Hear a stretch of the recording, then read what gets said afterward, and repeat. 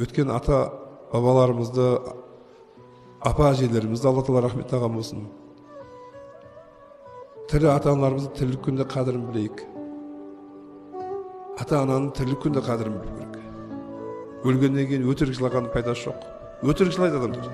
Ата анасы қайтыс болады, өтірік бүйтіп қолына орамалда болады да бетін жанды, о анам, о әкем деп қояды адамдарға біз.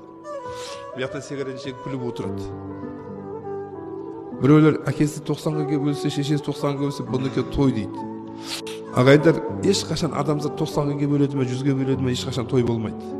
Біреулер қазір күнде масаттанып, үстінен ақша шашып жүр. Ысырапкершілік. Ешқашан қайғы деген нәрсе қайғы болады.